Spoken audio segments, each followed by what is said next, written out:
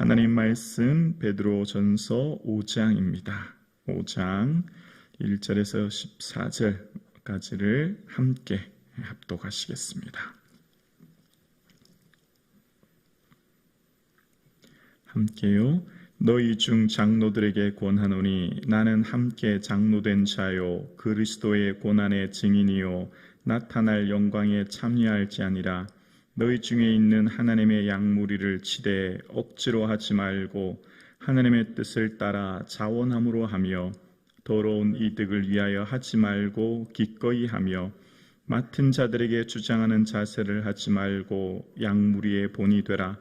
그리하면 목자장이 나타나실 때에 시들지 아니하는 영광의 관을 얻으리라. 젊은 자들아 이와 같이 장로들에게 순종하고 다 서로 겸손으로 허리를 동이라. 하나님은 교만한 자를 대적하시되 겸손한 자들에게는 은혜를 주시느니라. 그러므로 하나님의 능하신 손 아래에서 겸손하라. 때가 되면 너희를 높이시리라. 너희 염려를 다 주께 맡기라. 이는 그가 너희를 돌보심이라. 근신하라 깨어라. 너희 대적 마귀가 우는 사자같이 두루 다니며 삼킬 자를 찾나니 너희는 믿음을 굳건하게 하여 그를 대적하라. 이는 세상에 있는 너희 형제들도 동일한 고난을 당하는 줄을 알미라. 모든 은혜의 하나님 곧 그리스도 안에서 너희를 부르사 자기의 영원한 영광에 들어가게 하신 이가 잠깐 고난을 당한 너희를 친히 온전하게 하시며 굳건하게 하시며 강하게 하시며 털을 견고히 하시리라. 권능이 세세 무궁토록 그에게 있을지어다. 아멘. 내가 신실한 형제로 아는 실로아노로 말미암아 너희에게 간단히 써서 권하고 이것이 하나님의 참된 은혜임을 증언하노니 너희는 이 은혜에 굳게 서라. 택하심을 함께 받은 바벨론에 있는 교회가 너희에게 문안하고 내 아들 마가도 그리하느라. 너희는 사랑의 입맞춤으로 서로 문안하라. 그리스도 안에 너희 모든 이에게 평강이 있을지어다. 아멘. 오늘 이 새벽 주님 전에 나온 사랑하는 성도님, 예수님의 평강이 충만하기를 주의 이름으로 축복합니다. 아멘. 처음 팔레스틴의 작은 변방에 120명 정도의 작은 무리로 시작한 기독교, 2000년 전 처음 교회가 시작할 당시에 유대교의 한 분파로 시작했던 작은 무리들이 점점점 숫자가 늘어나게 되었지요. 그러나면서 점점 큰 무리로 이 교회가 성장하면서 로마 정부의 박해를 받기 시작합니다. 로마 정부는 그때 당시 최강대국입니다. 아프리카 북부, 아시아, 유럽을 걸친 엄청난 영토를 가진 강대국. 군사력과 무기와 그들의 가진 힘은 막강합니다. 그들의 막강한 힘으로 초대교회를 박해하기 시작하죠. 교회는 약자였고 그들에게는 가진 군사나 무기나 어떤 정치적인 능력도 없었습니다. 온전히 그냥 박해당하는, 순수히 그냥 마치 어린아이와 같은 상태가 초대교회였지요. 그들은 그저 때리면 맞고 죽이면 고난당하는 상태의 약자들. 그래서 그 고난 속에서 어떤 이들은 잡혀서 짐승의 밥이 되기도 하고 어떤 이들은 끔찍한 고난을 당하기도 하고 어려움을 당하기도 했습니다. 그러던 그들이 어떻게 로마 정부는 사라지게 되었고 오늘날 이 기독교, 그리스도인들은 점점 부흥하고 오히려 전 세계에 걸친 수많은 성도들로 성장하게 되었을까요? 그때 당시 그처럼 강대국 천하를 호령하던 로마 황제들도 그 로마 땅 정부도 다 사라졌는데 오히려 교회는 더 부흥하고 성장하게 되었습니다. 어떻게 이런 일이 가능할까요? 그 이유가 오늘 본문에 나와 있습니다. 오늘 본문에 이렇게 시작합니다. 너희 중 장로들에게 권하노니. 교회에 장로들이 있었기 때문입니다. 여기 장로라고 하는 것은 오늘날 장로 제도는 종교개혁 이후에 칼빈이 만든 제도거든요. 목사, 장로 다 같은 장로 의미인데, 근데 이때 당시 장로는 연세가 많이 드신 교회 어르신들, 연장자들 말하는 겁니다. 교회를 오랫동안 섬김으로 인해서 교회를 말씀으로 가르치고 양육하고 지도하는 교회의 어르신들, 연장자들이 일반적으로 장로였는데 그 장로님들의 헌신과 눈물이 있었음을 알게 되어요. 그러니까 하나님은 하나님의 역사를 이끌어 가실 때 반드시 누구와 함께 하실까요? 믿음의 사람들을 통해 함께 하십니다. 하나님은 반드시 말씀에 순종하는 하나님의 소수의 사람들과 함께 하시는 거예요. 그 중에 누가 있었냐면 장로님들이 계셨어요.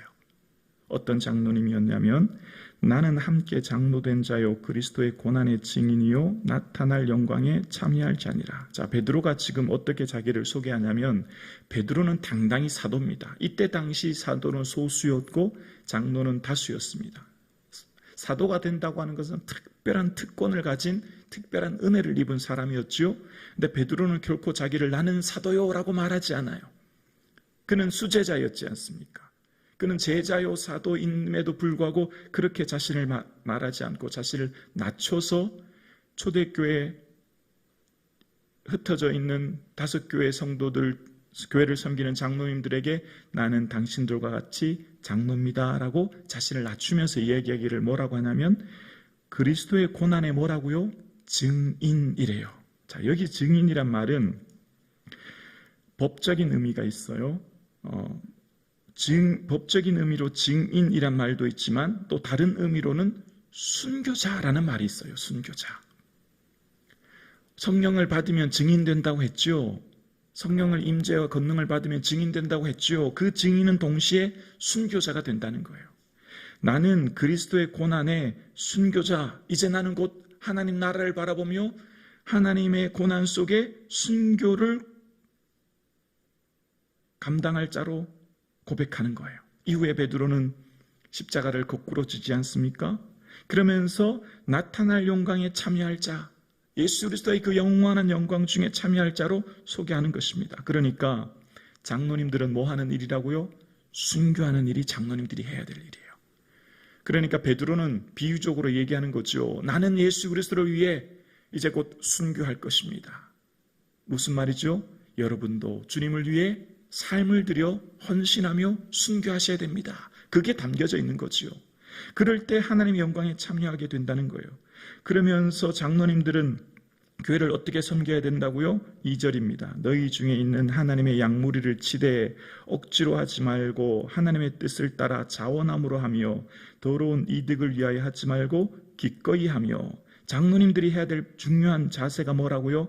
억지로가 아니라 자원함으로 기쁘게 즐겁게 헌신하라는 거예요. 교회 일은요, 순종하는 소수로부터 교회가 섬겨지고 이루어지지 않습니까? 근데 교회는 결코 억지로 할 수 없어요. 억지로 해서도 안 되고 할 수도 없어요. 자원함으로 기쁘게 해야 된다는 거예요. 근데 중요한 말씀이 3절에 나와요. 함께 읽어볼까요? 3절이요. 시작. 맡은 자들에게 주장하는 자세를 하지 말고 양무리의 본이 되라. 교회를 섬기는 교회 지도자들의 중요한 일들 중에 하나는 맡은 자들에게 주장하는 자세, 주장하다.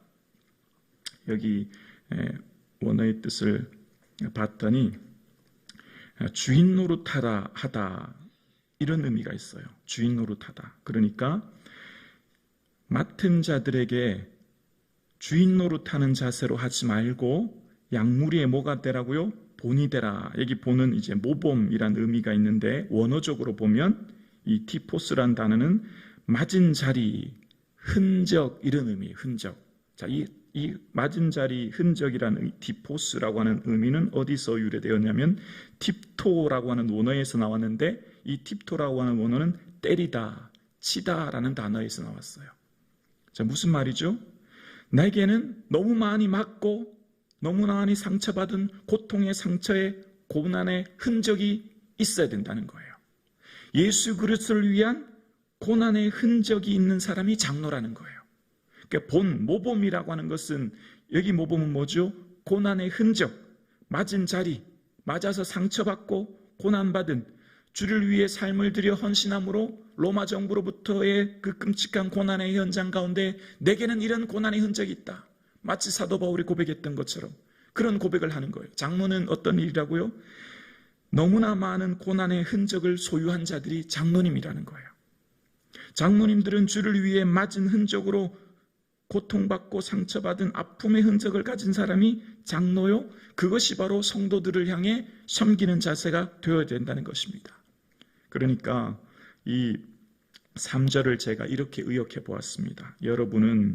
여러분이 맡은 사람들에게 주인 노릇하지 말고 양떼에게 여러분의 흔적을 보이십시오. 이렇게 되는 거죠. 여러분은 교회의 주인인 것처럼 그렇게 섬기는 것이 아니라 내 삶에 예수 그리스도를 위해 너무나 많이 매를 맞고 상처받고 고난받은 그 매맞은 자리를 보여주는 자가 장로입니다. 그 얘기를 지금 하는 거예요.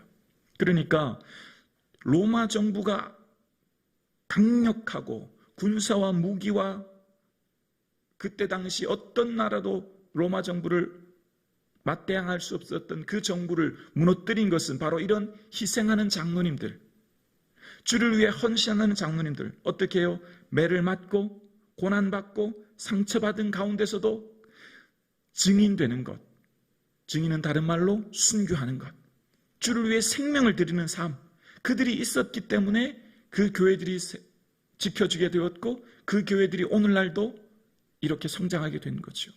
그러니까 지금 한국교회사를 봐도 그렇지 않습니까? 지금 한국교회 수많은 성도들이 이 대한민국의 교회들이 있습니다. 6만 5천 개 이상의 교회들이 있죠. 편의점보다 많다고 이야기합니다. 수많은 교회들이 동네마다 곳곳마다 세워졌어요. 어떻게 가능합니까? 초대교회 처음 순교의 피가 뿌려졌기 때문에 생명을 드렸던 그 선교하는 순교했던 수많은 목사님, 장로님들, 성도님들의 헌신이 있었기 때문이죠. 그러니까 그 교회의 주인 되신 주님이 그 순종하는 소수 장로님들을 통하여서 교회를 세웠기 때문에, 이끌었기 때문에 오늘날 교회가 있게 된 것이죠. 그래서 베드로가 이 후서를 쓸지 모르고 오늘 전서를 쓰면서 어쩌면 마지막 편지지 않습니까? 마지막으로 하는 말이 교회를 섬기는 지도자들인 장로님들에게 유언과 같은 말을 하면서 간곡하게 부탁하는 말이 오늘 5장의 편지예요. 그러면서 그 교회 장로님들은 뭘 바라봐야 된다고 하냐면 4절이에요. 그리하면 목자장은 예수님이죠. 예수님이 나타나실 때 시들지 아니하는 영광의 관을 얻으리라. 아멘. 베드로가 끊임없이 얘기하는 게 있어요. 시들다는 표현이에요. 쇠하다는 표현이에요. 다른 말로 말하면 반대말은 뭐하죠? 영원하다는 거예요. 여러분은 이 땅에서 매맞고 고난받고 고통당하고 어려움당하죠. 교회를 섬기시는 장로님들, 교회를 지도하시는 장로님들 얼마나 힘드십니까? 원치 않은 박해와 어려움, 수많은 고난 가운데 계시지요. 그런데 여러분은 나와 같은 장로님들이십니다. 나도 주님을 위해 순교하며 헌신하셨듯 여러분도 주를 위해 헌신하며 순교하면 여러분 시들지 않은 영광의 간 기다리고 있습니다. 하나님 나라를 사모하십시오. 바라보십시오. 그 고백하는 것입니다. 여러분, 베드로가 베드로전서에서 끊임없이 얘기하는 게 뭘까요? 세상을 어떻게 하면 성공적으로 살 수 있는지, 어떻게 하면 부자가 될 수 있는지, 어떻게 하면 자녀를 잘 가르칠 수 있는지, 뭐 이런 처세수를 이야기하는 게 아닙니다. 딱 한 가지입니다. 딱 한 가지. 천국 소망 가지라는 겁니다. 천국 소망. 이 땅을 살아가는 모든 성도들은 이 땅에 소망 두며 사는 게 아니라 천국 소망 가지고 살아야 합니다. 우리에게는 천국 소망만이 시들지 않습니다. 변하지 않습니다. 쇠하지 않습니다. 이 땅의 것들 다 지나갈 것입니다.